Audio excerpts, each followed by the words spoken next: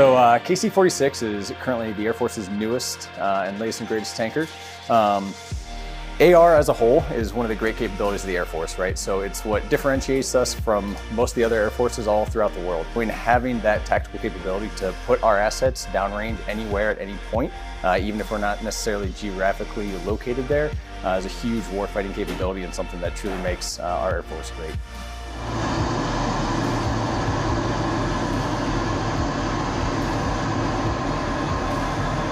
This is the boom. And so you have, we call it the H-tail, if you will. You have your rudders and your elevators for the boom. And then the entire length of it, this is what drops down and comes into the air refueling envelope. There's a green tube that comes out of the middle of it. That's the telescope tube. That's what extends and retracts, and that's what houses the nozzle that mates up with the receiver airplane to give them the gas required to accomplish the mission.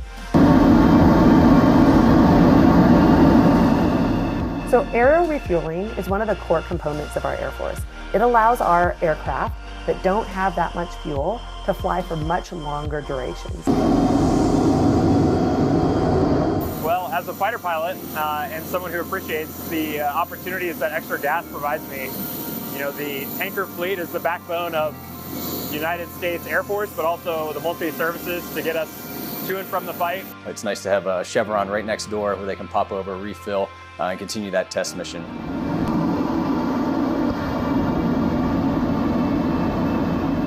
Aero refueling frequently takes place at night, which is when there's a large operational need.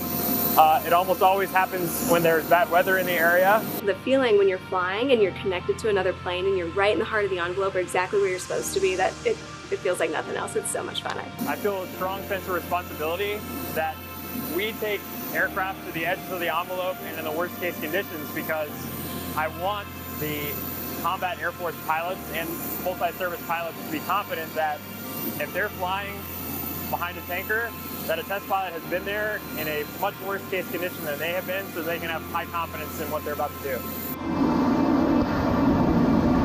We were looking at prototype cameras for the new RVS 2.0 on KC-46.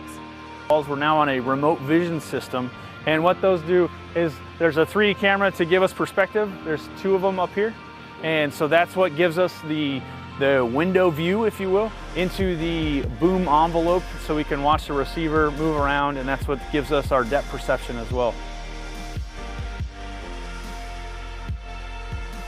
There are so many people, both on the jet and on the ground, who have to help us get airborne, and then once we're airborne, keep us flying safely.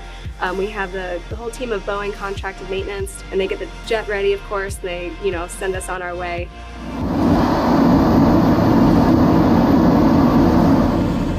It's amazing to see that all come together and see what a big footprint it takes for an aircraft like this that's really a 3-person crew with 2 pilots and a boom operator.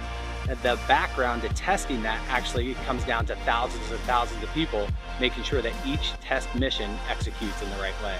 Continue on with part 2 as we discover the complexity of flight tests with receiver aircraft.